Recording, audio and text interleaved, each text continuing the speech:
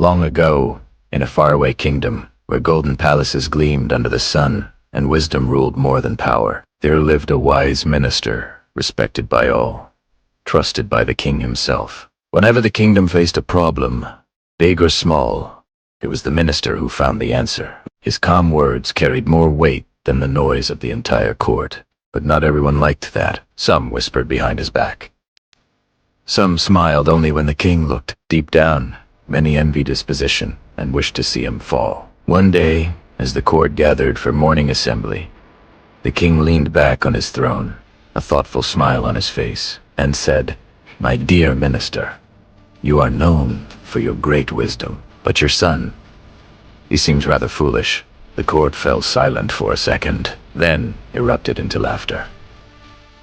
The minister looked up, surprised. "Your Majesty?" he asked respectfully. "Why do you say that?" The king chuckled. "Every morning, when I go out to walk among the people, I meet your son. I always ask him the same simple question, which is more valuable, gold or silver?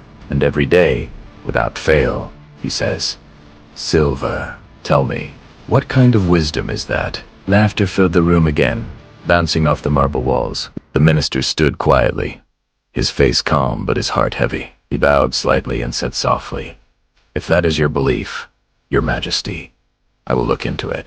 When he returned home, he found his son sitting by the window, studying the world outside with a quiet gaze. The minister sat beside him and asked, "My son, tell me truly, which is more valuable, gold or silver?" Without hesitation, the boy replied, "Gold, father."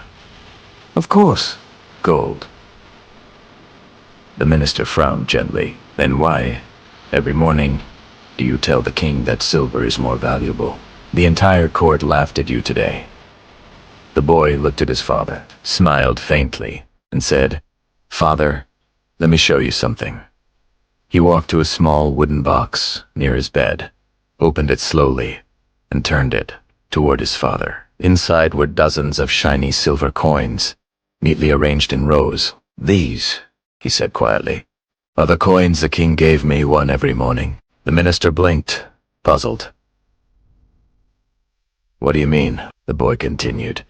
"Every day, the king places 2 coins before me, 1 gold, 1 silver, and says, 'Take whichever is more valuable.' And every day, I pick the silver coin."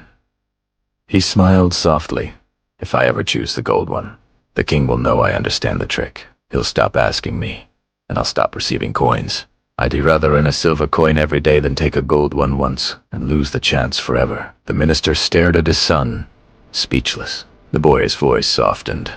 "The king laughs because he thinks I am a fool, but I know exactly what I'm doing.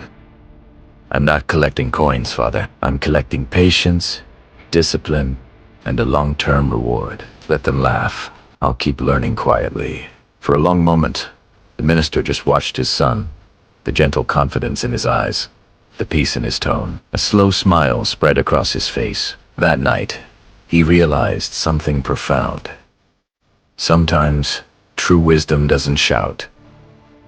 It whispers. From that day on, whenever someone called his son foolish, the minister would simply smile and walk away, because now he knew only those with real wisdom can see beyond what others mock. In life, you'll meet 2 kinds of people: those who talk loudly but do little, and those who act quietly and let their actions speak. The minister's son didn't try to prove anyone wrong. He didn't need validation.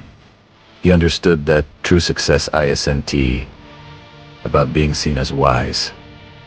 It's about being wise when no one is watching. So, if you know what you're doing is right, don't waste time defending yourself. Let the world laugh. Let them misunderstand. Because one day, your results will silence every doubt. True wisdom doesn't rush for attention. It walks patiently, builds quietly, and shines when the time is right. And remember, being wise and being seen as wise are not the same. The world may question you today, but patience will prove you right tomorrow. Soft cinematic music rises.